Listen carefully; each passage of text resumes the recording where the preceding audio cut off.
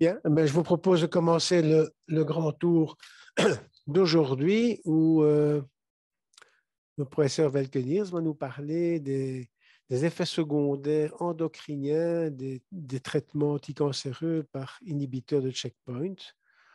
Comme je le mettais dans le mot d'annonce de ce grand tour, voilà des traitements qui traversent toutes les disciplines et donc, voilà, tous les spécialistes doivent être au courant de ce qui peut se passer, notamment au niveau endocrinien. Vas-y, Brigitte. Bonjour à tout le monde. Donc aujourd'hui, je vais vous parler spécifiquement des effets secondaires de la thérapie par immune checkpoint. Et je n'ai pas de conflit d'intérêt particulier par rapport à ce sujet.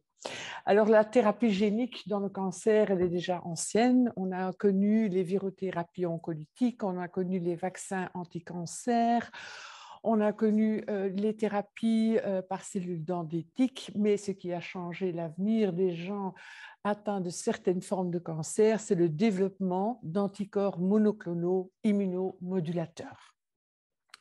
Alors, ce qu'on appelle immune checkpoint inhibitors, donc les inhibiteurs des points de contrôle immunitaire, ne s'attaquent pas aux cellules cancéreuses, ce ne sont pas non plus des vaccinations ni des cytokines pour booster la réponse immunitaire, mais c'est tout simplement freiner en justement inhibant ces points de contrôle qui bloquent le système immunitaire. Et la découverte de ces monoclonaux a été l'objet du prix Nobel de physiologie en médecine 2018 par ces deux professeurs. Alors, les immunothérapies actuellement employées sont surtout dirigées contre le PD-1, PD-L1 et CTLA-4. Et vous voyez ici les différentes indications qui augmentent chaque jour.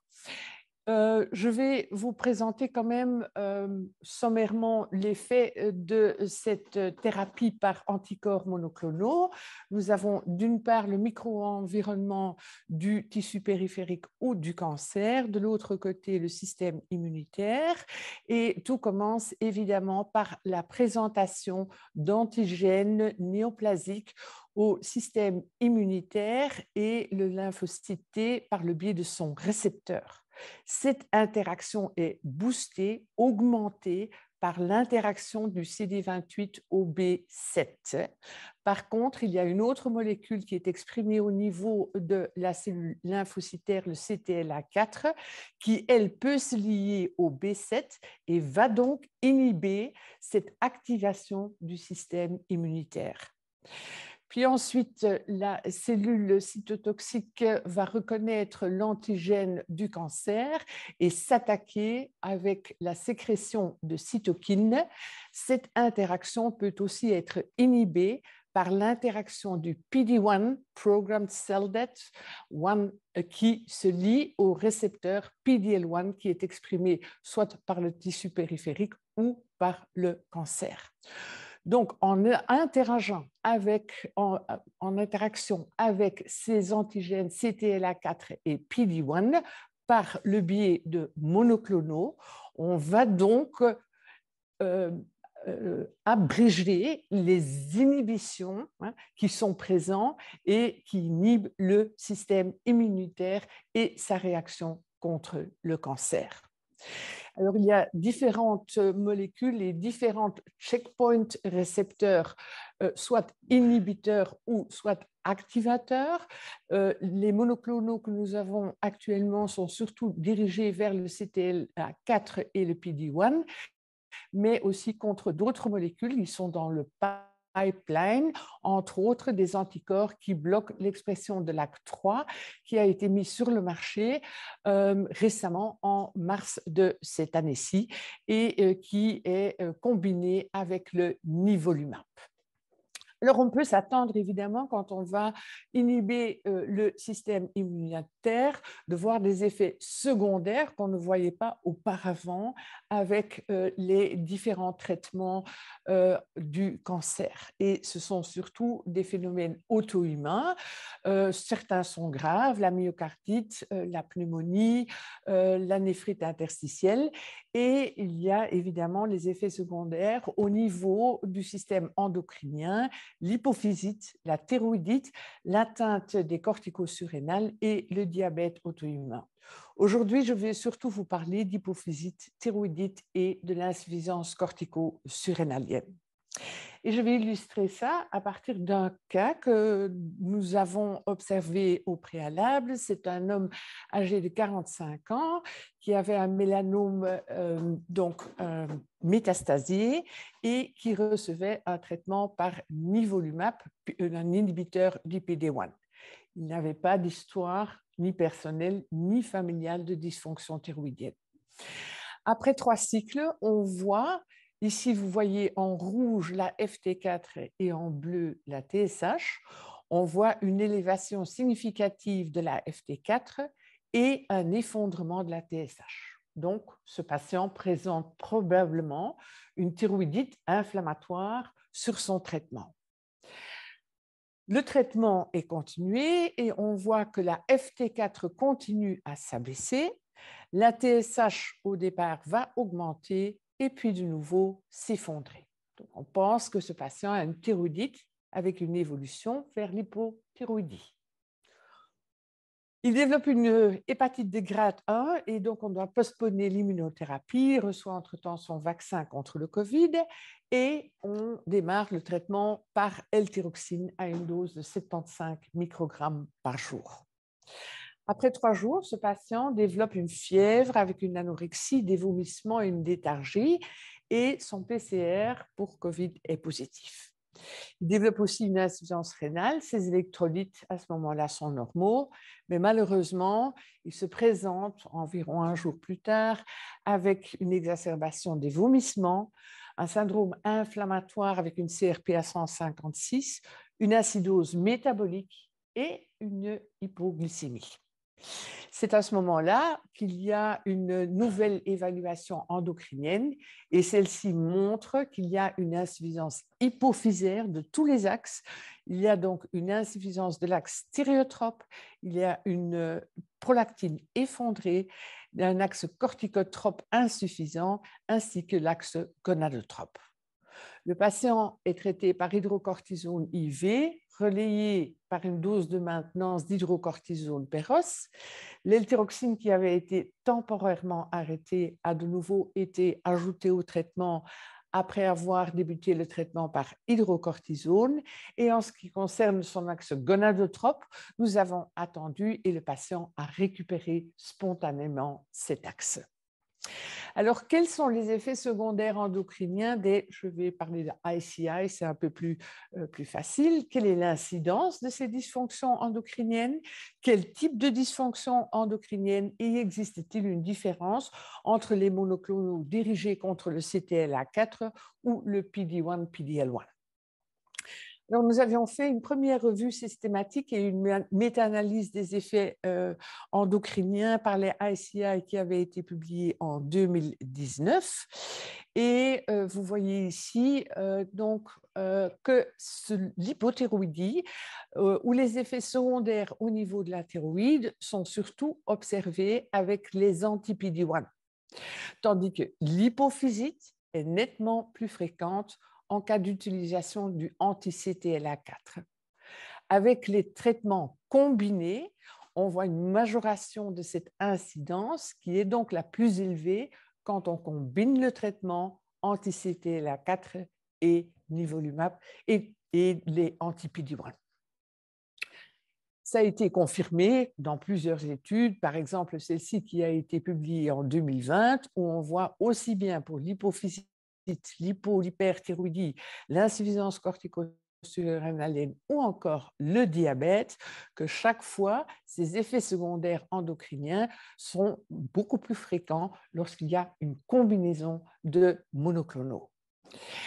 Alors, nous avons aussi regardé quelle était l'incidence exacte et de quel type de dysfonction thyroïdienne parle-t-on quand les patients sont traités par pembrolizumab.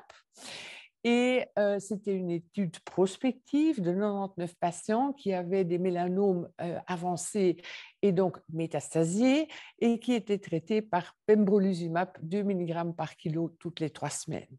Ces patients n'avaient pas d'antécédents de maladies auto-immunes qui requéraient un traitement par immunosuppresseur. Alors, nous avons suivi de façon prospective leur fonction thyroïdienne et l'analyse de la dysfonction hypophysaire n'a été demandée que lorsqu'il y avait suspicion d'hypophysite. Nous avions pour certains patients aussi la possibilité de regarder s'il y avait des anticorps et ce que l'on observait au niveau du PET-CT scan, mais ça c'est une analyse qui avait été faite en post-hoc. Sur les 99 patients, 18 ont présenté des effets secondaires au niveau de la thyroïde, dont 12 une hyperthyroïdie clinique. 9 de ces patients ont évolué vers l'hypothyroïdie. Donc, c'est une forme de thyroïdite destructive suivie par une phase d'hypothyroïdie qui est clinique et persistante dans 9 patients. D'autres patients, 3 avaient une thyrotoxicose qui persistait, dont 1 avait une hyperthyroïdie sous-clinique. 6 patients présentaient d'emblée avec une hypothyroïdie, dont 3 subcliniques, ce qui fait que sur les 18 patients qui ont présenté des effets secondaires au niveau de la thyroïde, 12 avaient une hypothyroïdie clinique persistante, nécessitant une substitution par L-thyroxine. Vous voyez ici les patients qui ont présenté une thyroïdite inflammatoire. Ils ont une phase symptomatique d'hyperthyroïdie, comme c'était le cas chez notre patient que je vous ai présenté. Et la plupart évoluent vers l'hypothyroïdie. D'autres vont partiellement récupérer une fonction normale de la thyroïde. Lorsque le patient présentait une thyroïdite avec hyperthyroïdie et que l'on avait le PET-CT FDG, on voyait une captation diffuse au niveau de la thyroïde, comme on voit dans les thyroïdites destructrices. Le SUV est moyennement élevé à 3,1 chez les patients où on avait 3 patterns de dysfonction thyroïdienne. La thyrotoxicose suivie d'hypothyroïdie, ce qu'on appelle la thyroïdite destructive, l'hypothyroïdie isolée, et de rares cas de maladie de Graves-Basedow avec une orbitopathie endocrinienne. Une autre étude qui elle, a été publiée en 2021 montrait qu'il y avait apparemment quand même des effets secondaires beaucoup plus fréquents chez 42% des patients.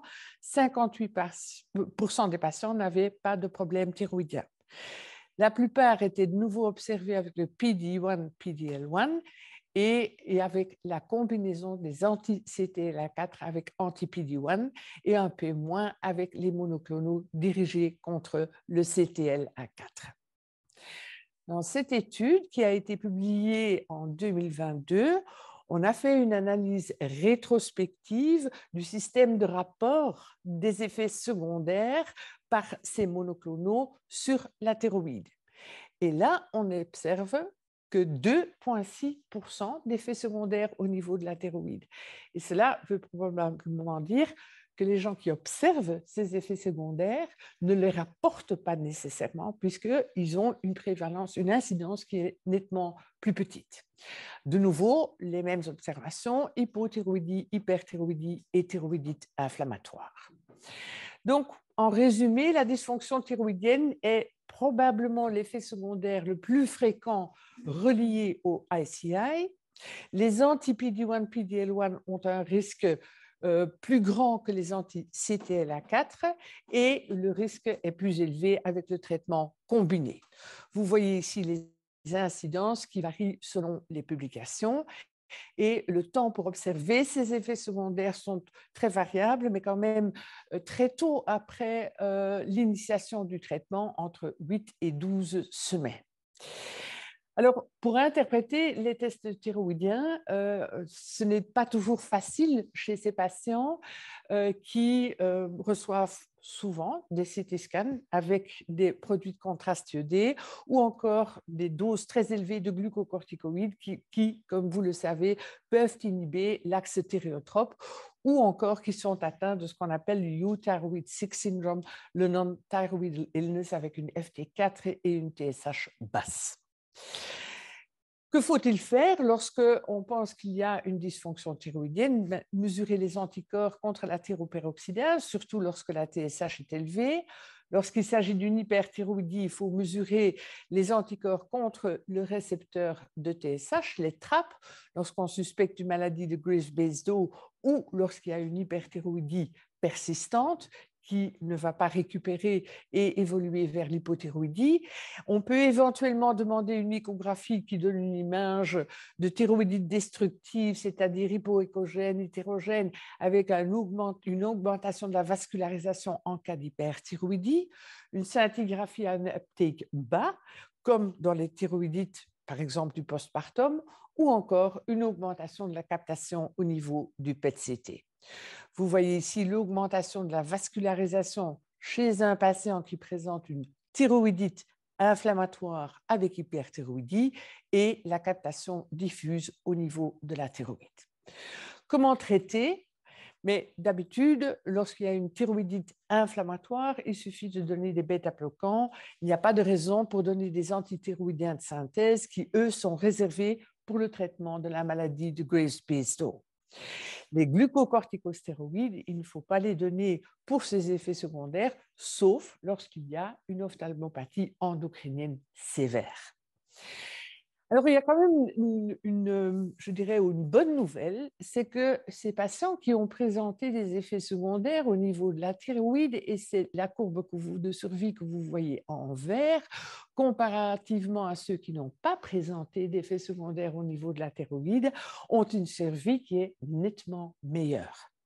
Et cela a été encore une fois confirmé dans cette méta-analyse qui a été publiée récemment en 2022, où on montre en effet que la survie de ces patients avec ces effets secondaires au niveau de la thyroïde est nettement meilleure comparativement à ceux qui n'en ont pas présenté. Donc, les effets secondaires sont la thyroïdite destructive, l'hypothyroïdie et l'hyperthyroïdie. Ils sont plus fréquents après anti-PD-1 et anti-PD-L1. L'incidence est plus élevée avec la combinaison des monoclonaux. Donc, il faut suivre la fonction thyroïdienne environ une fois par mois pendant au moins 6 mois pour détecter ces effets secondaires. On voit que les patients qui développent ces effets secondaires ont un meilleur pronostic de survie, surtout chez les patients qui sont traités pour un non-small cell lung carcinoma, et la présence d'anticorps contre la thyroïde peut être éventuellement un biomarqueur prédictif pour le développement de ces effets secondaires au niveau de la thyroïde. En ce qui concerne la pathophysiologie, eh bien, donc d'abord, il y a la cytotoxicité des cellules T qui sont activées et qui peuvent se diriger contre la tumeur, mais aussi le tissu sain. Éventuellement, une augmentation des anticorps préexistants chez des patients qui ont déjà des thyroïdites sous-jacentes, une augmentation des cytokines inflammatoires, ou encore l'activation du complément par la liaison de l'anticorps monoclonal contre le CTLA4. Je vais peut-être faire une petite halte sur la thyroïde. Questions, commentaires? Oui, attends, j'arrive. Merci. Finalement, on ne sait pas dans quel sens ça va aller. Ça peut aller vers l'hyperthyroïdie comme pour l'hypothyroïdie. Il faut s'attendre à quelque chose qui peut se passer, mais il n'y a pas encore de facteur prédictif pour dire attention, ce patient-là va faire de l'hyperthyroïdie ou pas. Exact. Alors, parce qu'il n'y a pas beaucoup d'études prospectives qui ont regardé de façon systématique certains facteurs de risque, comme par exemple la présence d'anticorps, mais on suppose que les patients qui ont des anticorps ont en effet plus de chances de développer ces effets secondaires. Et puis, il y a probablement une prédisposition génétique dans les HLA, les gènes HLA, comme cela a été démontré pour le diabète qui peut se développer secondairement au traitement par les ICI. Moi, je trouvais ce qui était un peu troublant dans le cas que tu as rapporté, c'est que finalement, il commence avec une thyroïdite et puis vient s'ajouter là-dessus une hypophysite. Exact. Par rapport à la complexité de l'interprétation des tests. Oui. Et s'il faut en rajouter encore une couche, il avait été vacciné et il a fait un Covid qui peut aussi provoquer une thyroïdite. Donc, il y a quand même eu des facteurs confondants. Alors, la vaccination a eu lieu après qu'il avait développé cette thyroïdite inflammatoire. Okay. Bien. Alors, je trouve intéressant le fait que quand on fait cette complication, finalement, globalement, c'est plutôt bon pour la santé puisqu'on a une meilleure survie. Un petit peu comme si cette thyroïdite était le reflet de l'intensité, finalement, de la réponse immune qui allait également être aussi intense sur les cellules cancéreuses. Et donc, c'est un peu un surrogate de l'efficacité du traitement, finalement. Absolument, et ça a aussi été prouvé pour d'autres effets auto-immuns secondaires, que ces patients, leur système immunitaire est beaucoup plus boosté par les ICI que chez d'autres. En effet. Du point de vue fréquence, donc, on tournait quand même autour des 20-25%, indépendamment de l'étude. Donc, ça vaut quand même la peine pour les oncologues, ça vaut la peine de suivre ça de façon systématique. Oui. Mais j'y reviens plus tard, justement, avec une proposition de suivi de ces patients. Alors, en effet, tu l'as dit, il y a cette hypophysite. Alors, dans cette étude, on a regardé l'incidence de l'hypophysite avec le traitement par ipilimumab, donc un anti-CTLA4, et on voit que c'est quand même relativement fréquent, avec donc les hypophysites qui peuvent varier de 14% à 9%, ça veut quand même presque dire un patient sur 10. Et on voit que surtout la déficience de l'axe corticotrope, thyriotrope et gonadotrope sont le plus fréquemment présents, tandis que le diabète insipide est presque inexistant. La déficience donc, de l'axe thyriotrope est observée entre 86 à 100% avec l'anti-CTLA4, gonadotrope 85 à 100% et corticotrope 50 à 95%. Alors, ce qui est bizarre, c'est que très souvent, l'axe thyriotrope et gonadotrope vont récupérer spontanément, alors que l'insuffisance corticotrope est souvent permanente et ne récupère pas. Et donc ça, c'est très important parce que ces patients sont additioniens et ils doivent donc être mis au courant comment prendre leur traitement par substitutif. Alors, ce qu'on observe, c'est un peu la même chose qu'au niveau de la thyroïde, c'est-à-dire une hypophysite, donc la thyroïde, l'hypophyse qui gonfle, qui est hétérogène et qui va par après s'atrophier, laissant souvent une selle toxique partiellement vide. Alors, ce qui est intéressant, c'est que souvent, l'insuffisance de l'axe thyriotrope précède celui de l'axe corticotrope. Et on voit donc souvent la TSH, donc ici vous voyez en rouge les patients qui ont développé une hypophysite et en bleu ceux qui n'en ont pas développé.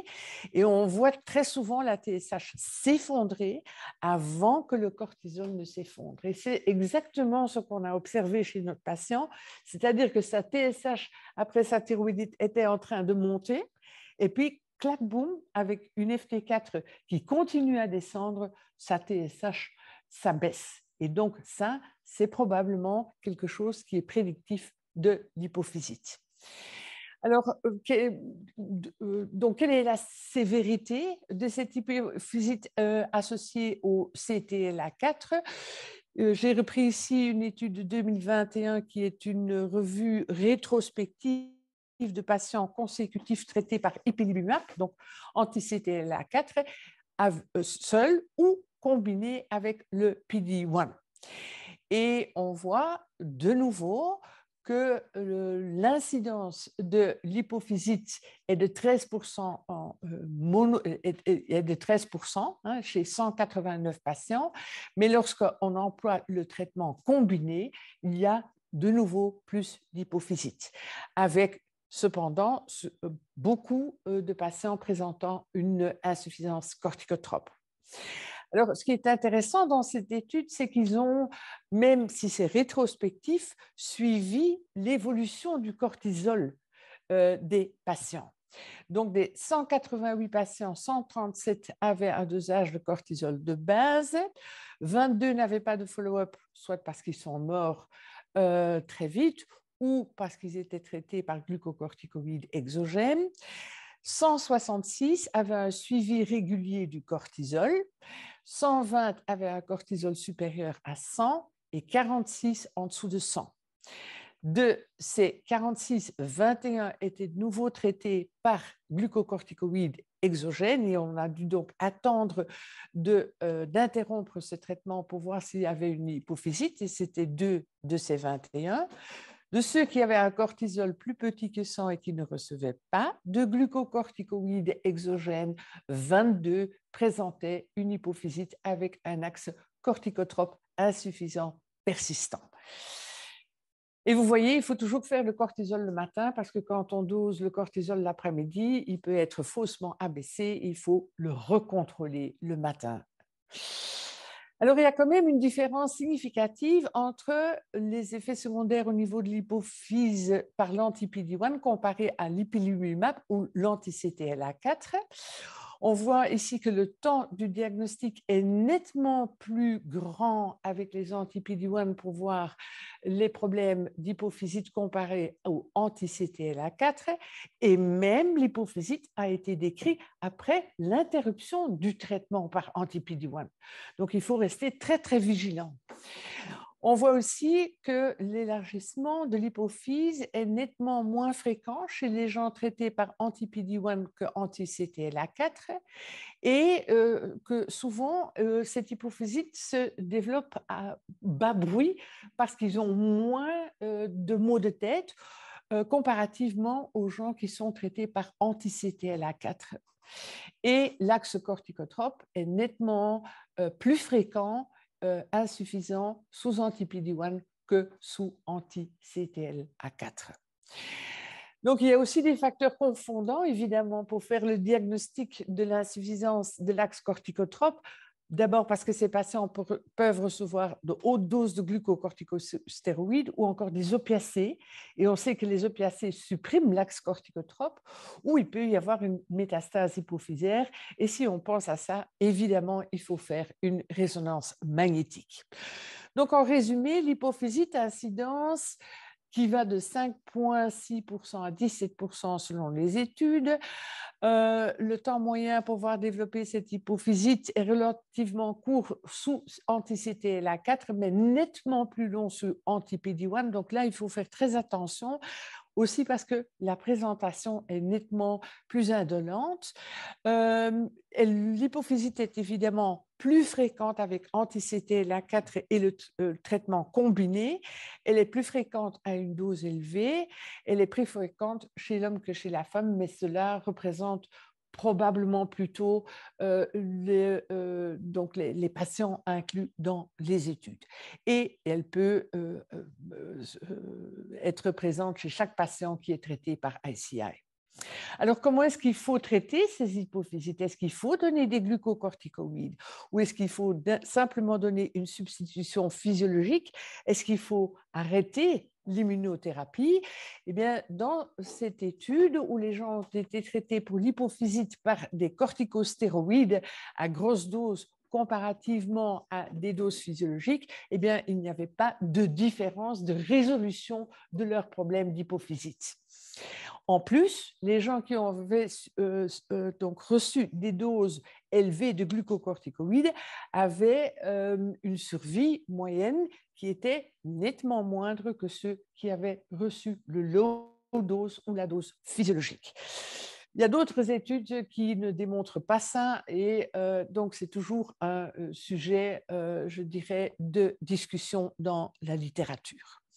Pathophysiologie de l'hypophysite, eh bien, l'hypophyse exprime le CTLA4. Donc, les monoclonaux vont se lier directement au niveau du CTLA4 par la cellule pituitaire et par une hypersensibilité de type 2, activation de compléments et infiltration par macrophages et phagocytose.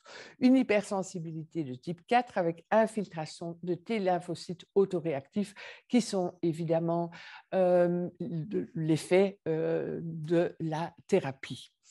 La CTLA4, comme vous voyez, elle est exprimée au niveau de l'hypophyse, elle n'est pas exprimée au niveau de la thyroïde et ici, vous avez les tissus de contrôle. Donc, les anti-CTLA4 se lient au CTLA4 qui est présent au niveau de l'hypophyse.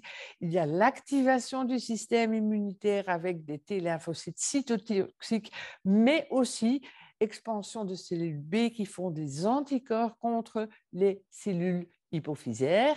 Et ça a été démontré, ces patients qui développent une hypophysite, ici en immunofluorescence indirecte sur une hypophyse, on voit les patients qui ont développé une hypophysite et ceux qui ne l'ont pas développée. L'insuffisance cortico-surrénalienne, elle est nettement moins fréquente. Il y a quelques case reports et le mécanisme est de nouveau le même. On voit aussi apparaître des anticorps contre la 21-hydroxylase, un élargissement des corticosurrénales et une activation de la captation par FDG. Ne pas oublier que ces patients qui ont évidemment une insuffisance primaire et non secondaire ont besoin d'hydrocortisone, mais aussi de fludrocortisone. Alors, on voit ici un patient avant traitement, après traitement, avec les glandes surrénales qui gonflent et qui captent l'FDG, une image un petit peu comparable avec ce que nous avions vu avec la thyroïdite. Alors, ces traitements monoclonaux qui sont très efficaces contre les cancers, peuvent-ils être employés dans les cancers endocriniens? Puisqu'on sait que les effets secondaires, l'hypophysite, la thyroïdite. Et on sait que l'hypophyse exprime le CTLA4, comme les souris que je vous ai montrées. Ici, il y a un patient qui a développé une hypophysite. On voit l'expression de CTLA4 dans les quelques cellules qui restent et les macrophages infiltrants qui sont aussi positifs. Ici, vous voyez un adénome sécrétant qui exprime la CTLA4 et ici, vous avez un tissu, un adénome qui ne l'exprime pas. Et aussi, le PD-L1 est exprimé au niveau des adénomes hypophysaires, surtout les adénomes fonctionnels comparativement aux non fonctionnels, où ils sont beaucoup plus exprimés aussi bien le mRNA que la protéine, et ceci indépendamment de leur index de prolifération ou de leur agressivité. Alors, pourquoi ne pas employer les immune checkpoints, les ICI, dans le traitement des cancers hypophysaires? Et nous avons nous-mêmes fait cette observation qui a été publiée en 2021. C'était un patient de 40 ans avec une maladie de Cushing suite à un carcinome hypophysaire. Et il avait une maladie progressive avec des maux de tête et une diplopie malgré chirurgie, radiothérapie, paséréotide, cabergoline, kétoconazole et finalement une surrénalectomie bilatérale. Vous voyez ici les métastases qui sont présents au niveau du cervelet, mais ici aussi au niveau du clivus et au niveau de la moelle cervicale. Ce patient est traité par temozolomide, qui est toujours le premier traitement d'intention, 9 cycles, mais malheureusement, il présente une maladie progressive avec la diplopie qui recommence, l'oculomoteur et l'abducens. Alors, que faire?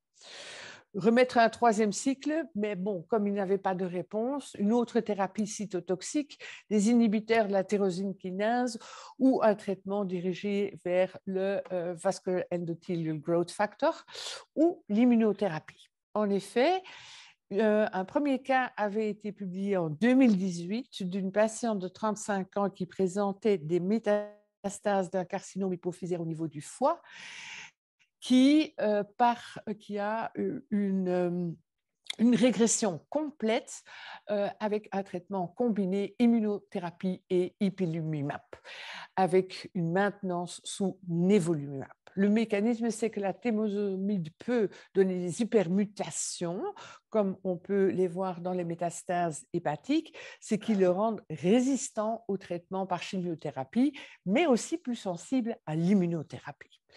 Donc, nous avons traité notre patient par un traitement combiné anti-CTLA4 et anti-PD-1. Et ce dernier, le nivolumab, est actuellement donné en traitement de maintenance. Le patient a absolument une maladie stable depuis 4 ans, alors que la moyenne de survie de ces patients est de 6 mois.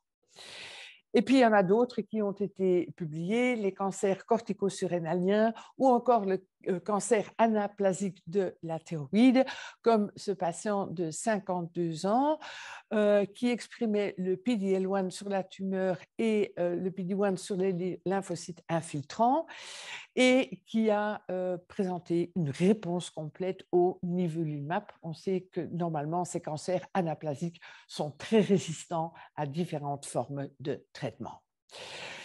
Bien, je vais donc résumer, quels sont les guidelines actuels? Eh bien, les effets secondaires sont, au niveau du système endocrinien sont bien tolérés. Elles sont rarement de grade 3 et 4. Donc, il ne faut pas interrompre l'immunothérapie et les corticostéroïdes à haute dose ne sont pas indiqués, sauf s'il y a une hypophysite avec compression du chiasme ou encore une orbitopathie endocrinienne. Alors, ce qu'on préconise avant immunothérapie, c'est de faire donc la glycémie, la natrémie, la TSH et la FT4, et je pense qu'il faut ajouter à ça les anti-TPO. Le cortisol et l'ACTH, et aussi l'évaluation de l'axe gonadotrope, puisqu'il est souvent aussi insuffisant en cas d'hypophysite. On préconise une évaluation biologique systématique pendant l'immunothérapie et cela à chaque traitement pendant 6 mois et puis d'espacer par après et de faire donc le glycémie, natrémie, le follow-up des tests stéroïdiens, le cortisol si le patient n'est pas traité par glucocorticoïdes et la testostéronémie chez les hommes. Chez la femme, évidemment, l'insuffisance gonadotrope se manifestant très souvent cliniquement par la disparition des cycles hormonaux. Voilà, je pense qu'on peut conclure. Comme mon ami Élie Kogan l'a dit, l'immunothérapie crée une nouvelle voie pour l'oncologiste, mais aussi pour l'endocrinologiste, l'interniste, l'urgentiste et chaque professionnel de la santé. Il faut être au courant de ces effets secondaires parce que la dysfonction endocrinienne est souvent permanente et les gens doivent, les patients doivent être éduqués à vie, surtout lorsqu'il y a une insuffisance de l'axe corticotrope. Et ce sera ma dernière. OK. Merci, Brigitte. Je vais essayer de me dégager ici. OK. Questions, commentaires? Vous n'avez pas documenté ou étudié la disparition des hormones comme le parathormone et le métabolisme classique? Oui, alors, d'abord, ça a été décrit, hein, aussi bien l'hyperparathyroïdie que l'hypoparathyroïdie, mais c'est très rare. Donc, ce n'est pas, dans la plupart des guidelines, on ne le reprend pas de façon systématique. Évidemment, il suffit de suivre la calcémie et le phosphore, tout en tenant compte évidemment qu'il y a souvent des anomalies de l'albuminémie chez ces patients et qu'il faut donc interpréter en fonction de cette albuminémie. Mais là, je pense qu'un suivi du calcium et du phosphore, et surtout lorsque c'est symptomatique en cas d'hypocalcémie, exact. Mais ça n'est pas repris systématiquement dans les guidelines. Je voulais revenir sur l'effet des opiacés sur l'axe corticotrope. Oui. C'est un effet clinique ou subclinique. Est-ce qu'il est dose dépendant des opiacés? Est-ce que, autrement dit, est-ce qu'il faut chez nos malades qui ont parfois des applications transdermiques de durogésique et autres, est-ce qu'il faut surveiller cet axe? Que faut-il faire? Que recommandez-vous? C'est une question difficile à répondre. Pourquoi? Parce que l'insuffisance corticotrope sous opiacés, et on ne comprend pas très bien pourquoi, est souvent asymptomatique. Mais lorsque les patients se présentent avec des symptômes compatibles avec une insuffisance de l'axe corticotrope, je crois qu'il faut les substituer. C'est dose dépendante. Plus il y a d'opiacés, plus on voit que l'axe peut être supprimé. Et en diminuant les opiacés, très souvent, il y a un recovery, donc l'axe reprend sa fonction. Mais on ne sait pas très bien expliquer pourquoi ces patients, souvent qui ont des ACTH et cortisolémie basse, sont asymptomatiques ou peu symptomatiques. C'est chez des patients cancéreux sous immunothérapie, ça peut être un facteur confondant qui peut gêner. Mais comme tu disais, ça survient plutôt tardivement et donc on s'attendrait à ce que les autres axes, en tout cas s'il y a une hypophysite qui soit touchée aussi. Je trouve que c'était intéressant par rapport à l'attitude oncologique à avoir avec ce type de complications, c'est qu'on continue le traitement. Ça c'est un petit peu, je dirais, l'avantage de ce que le trouble endocrinien se traite entre guillemets facilement, parce qu'il suffit de donner ce qui manque finalement. Alors que si on se retrouve avec des complications comme des myocardites ou des myosites importantes, là, on est un petit peu coincé au plan thérapeutique. Et là, il ne suffit pas de traiter la myocardite. Là, on doit changer de traitement. Exact. Je pense qu'il y avait peut-être une question, il semble, sur... y a-t-il une association retrouvée entre les toxicités endocriniennes et les zootoxicités? Et est-ce que... voilà, et dans le même ordre d'idée, s'il y a une toxicité autre, est-ce que c'est une indication de rechercher une toxicité endocrinienne? Donc, association avec, bon, comme je citais, notamment myocardite ou d'autres atteintes. Est-ce qu'on retrouvait ça dans les études? Mais ça va dans le même sens. Ces gens qui ont le système immunitaire qui est vraiment boosté à max ont plus d'effets secondaires dans différents tissus. Okay. Et je pense que peut-être les oncologues ont la même expérience. Le premier patient que j'ai présenté, c'est un patient qui a présenté une thyroïdite, mais après une hépatite auto-immune. Donc, il y avait plusieurs maladies auto-immunes cumulées sous le traitement par ICI. Oui, donc on se retrouve avec non pas une maladie auto-immune systémique, mais en fait une maladie auto-immune d'organes avec une série d'organes associés. Oui. Quoi. Oui. OK, bien. Ça va dans le sens de ce que vous faites d'habitude, les oncologues, ou ce que vous allez faire maintenant? Non, on fait d'office une recherche de thyroïdite, d'hypophysite, et puis les autres organes, on attend les symptômes. Oui, exact. On n'a pas de... Oui. Moi, par exemple, par rapport à l'atteinte cardiaque ou musculaire, vous avez un suivi de troponine, par exemple, pour déceler ça avant? Non. Et ce n'est pas dans les guidelines non plus. Mais je dois dire, moi, j'ai personnellement aussi eu un patient qui était sur ICI, c'était un non-small cell lung carcinoma, et ce patient présentait régulièrement des vomissements. Chaque fois, on lui donnait du Medrol, parce qu'on disait c'est une gastrite auto-immune. Et chaque fois, il allait mieux avec son Medrol. Et puis finalement, ce patient avait une insuffisance de l'axe corticotrope. Oui. Oui. Et donc, il a été mis sous hydrocortisone, il n'a plus jamais refait des soi-disant gastrites auto-immunes. Donc, il faut quand même aussi faire un petit peu attention. Maintenant, les vomissements chez ces patients, ça peut être fréquent aussi, surtout s'ils sont sous opiacés. Hein. Oui. OK. Bien. Eh bien, merci beaucoup, Brigitte. Merci aux intervenants et à la semaine prochaine.